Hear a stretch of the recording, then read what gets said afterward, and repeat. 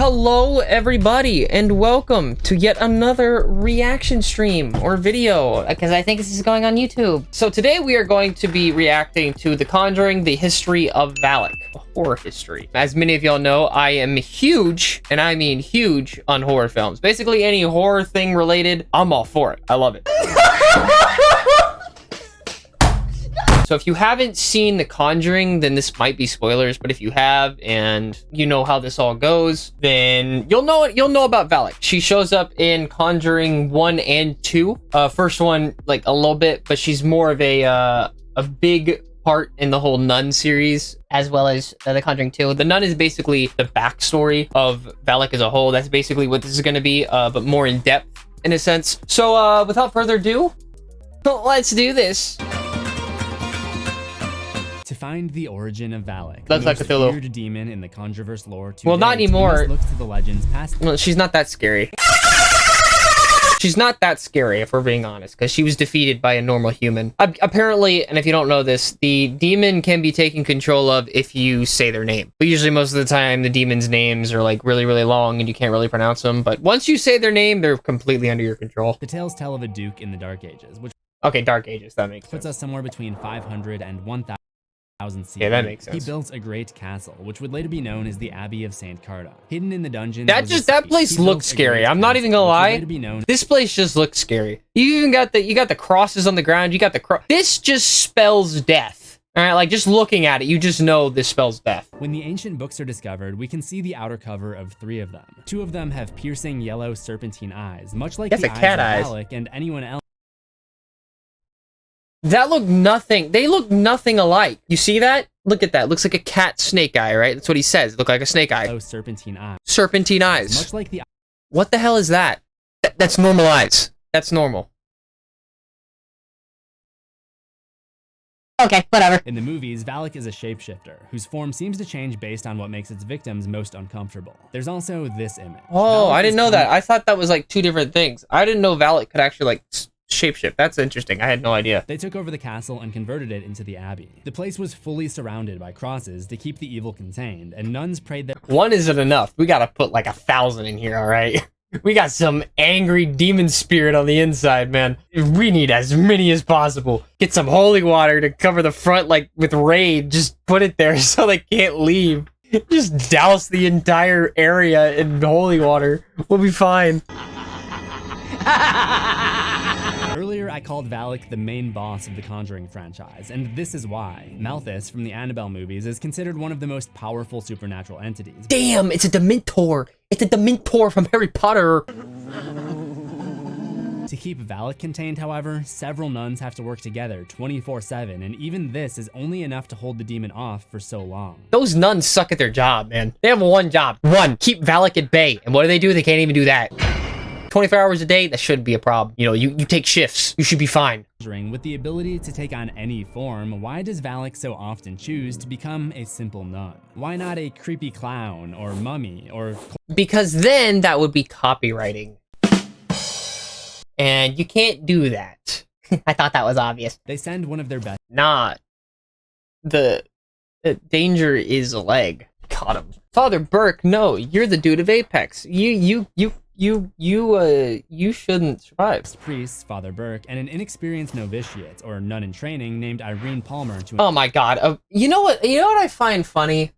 No. The movies that literally play off the, oh, I'm a rookie. It's like the Leon, Leon from Resident Evil. It's kind of like that. He's a rookie cop, yet somehow he's able to fight off an entire zombie invasion. This woman's able to fight off a literal demon that was able to take over even the most skilled priestess or nuns, and she's able to win this. Like, and this demon's got dominion over 13 different areas, right? But yet she, a rookie, is able to beat her, or get somewhere close to it. It's like, how does that even make sense? How do the people who have years of experience under their belt, right? How do they get beaten so easily? But a rookie is able to walk in there, bright-faced and bushy and everything, and defeat the thing. It doesn't make sense. Sister Irene is lost. This also plays into Burke's fears, because he doesn't want Sister Irene to be the latest person he was unable to save. Valak grabs him, using the same decrepit hands that attacked him while he was trapped in the coffin, and okay, you see, that's what I don't understand. If you're void of strength, how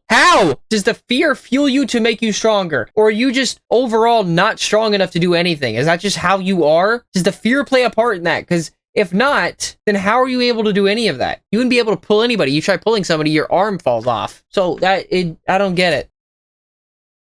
Meanwhile, Irene awakes from a nightmare and discovers a door that's labeled Finit Hic Deo, or God Ends Here. She too encounters Valak, who creates a turbulent windstorm in the hallway, and you already know what's coming. She gets air yeeted across the hall, but she's rescued by the ghost of Sister Awakes. Did I just hear that correctly? She was unless Valak is using her voodoo witch magic or nun magic, she wouldn't be able to do that with her arms. No, it doesn't make sense. The other entities possess a person by basically puking this black stuff into their mouth. I don't really know how else to describe it. But with Valak, we see a snake slither out of its mouth and into Frenchie's. There's also an image of this. Close your mouth, dude. Just close your mouth and you won't have that problem, right? Where else is the snake gonna go? Just close your mouth. So while Valak was incubating inside of Frenchie's body, the nun form could continue to terrorize Irene and Burke by rising out of the water that now covered the gateway and attempting to drown Irene. Burke tried to send the demonic entity back to hell, but was overcome by its power. So it's ultimately Irene who tricks Valak by pretending to offer the Holy Grail, perhaps the biggest bane that still threatened the creature, and instead spitting its contents out onto the unholy being. If you're a demon that's gotten this far into possessing everybody, and you've been doing it without a flaw, right? How are you gonna fall for the oldest trick in the book? Here, have this, psych, right in the face, and you're just staring at it. You don't even try to dodge it or anything? Well, you got me. By all accounts, it doesn't make sense. Causing it to be torn apart as the gateway to hell appears to close. The fact that she defeats it by Wait, so you're telling me that the room that they're in that this takes place happens to be where the portal is? What are the odds of that? That's just plot armor, if you ask me. That is definitely plot armor. Spitting is significant because there had long been a superstition in the nearby village that they should spit on the ground whenever the cursed abbey is mentioned. I do that anyways. I don't even have to hear anything. I just do it because I feel like my mouth is just containing a bunch of garbage that I don't need. I'd be perfect for this role. I'm just saying, like, I do that constantly. So Valak would never see it coming. All right, I would have done that within the first 5 minutes of the movie. Spit on her, it's over, I'm done. I win. I rue the day. She rues the day she ever stood in front of me or even got close. Frenchie is diagnosed by a pair of paranormal investigators named Ed and Lorraine Warren. Lorraine is most likely the sister, or at least a very close relative of Sister Irene, given that Irene is from Bridgeport, Connecticut, the same place that Lorraine was born. They also both Wait a minute, what? Just because they're born in the same state doesn't mean that they're relative to each other. When Ed and Lorraine meet Frenchie, it's one of the worst possessions they've ever seen. He's speaking in fluent Latin, despite having a third-grade education, and inverted crosses can be seen emanating from under his skin. The couple assisted on the exorcism, and since Lorraine was a medium, it took a huge toll on her. So much that she locked herself away for 8 days and never spoke about the experience for many years. It's possible that Valak wanted revenge on the family after Irene burned it so badly in Rome. I guess that would make sense if you think about it. So if they are related, I guess the whole Valak taking Ed and Lorraine Warren into the image and haunting them as a whole would make sense. So I get that. They most likely opened themselves up to the poltergeist when sisters quite literally Gen Z as a whole spirit board to ask a vulnerable question. You see, this is why kids are idiots. Kids are idiots. What makes you think doing something like this is fun? I understand this is like 1977, but there are so many other things you could be doing. Playing with a Ouija board? Are you out of your mind? Really? Of all the things you could do, you got a damn TV, bruh. As we know, thanks to other Controverse entries, reaching out to the spirit world to try to get information or talk to a loved one can be dangerous. Really? So asking if their dad is coming home told Valak that this family is already struggling on an emotional level. Valak got the signal from all across the world and was like, I got my next target. I've got you in my sights. While Valak was making the Hodgson family more miserable in the United Kingdom, Lorraine was growing more paranoid over in the United States. Ed had seen Valak in a dream, which caused him to create a painting of the creepy nun, and Lorraine would have a vision of her own. There's also a scene where Judy is frozen by the disturbing image of Valak, though it's not entirely clear if this was all part of Lorraine's vision or frozen by the disturbing image of Valak. What the dog doing? Why is she standing like that?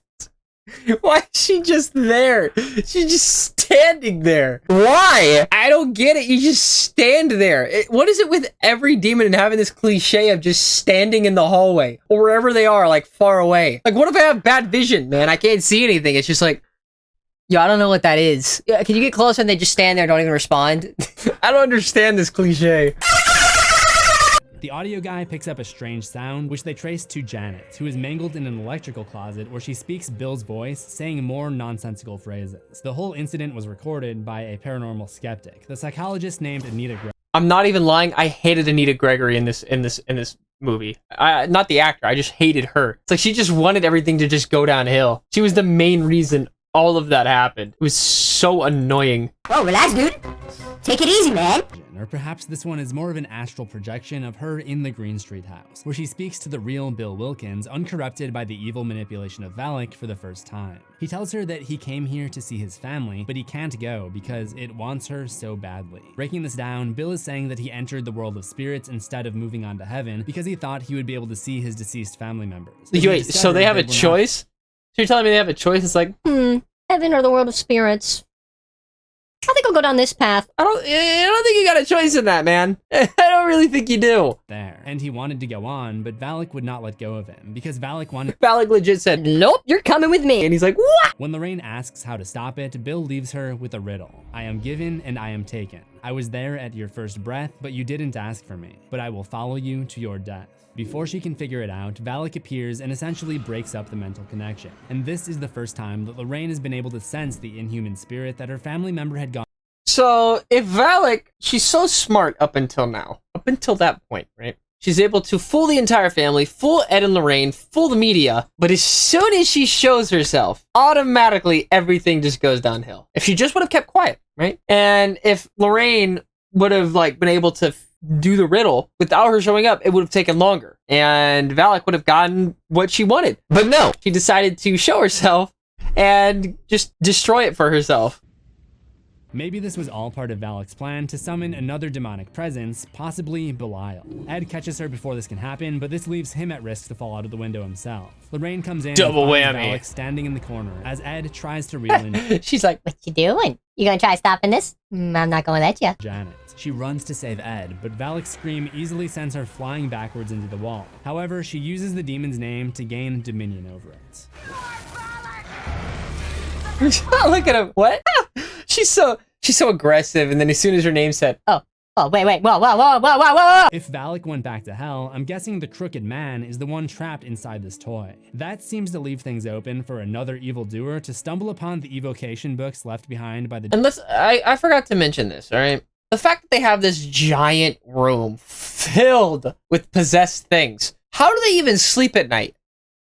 How? This place has got to be haunted to the brim, to the point where it explodes outwards with just demonic entities, all fighting for dominance, right? How does that even, I don't get that. And that place exists, mind you. It exists IRL, look it up. That place actually exists. That seems to leave things open for another evildoer to stumble upon the evocation books left behind by the Duke of St. Carta and summon Valak to once again cross the threshold and terrorize our world. All right, so that's the end of that. That was weird. That's weird. I don't get that. I feel like the Conjuring movies or the spin-offs of the Conjuring won't end anytime soon. What? Thank you all for watching.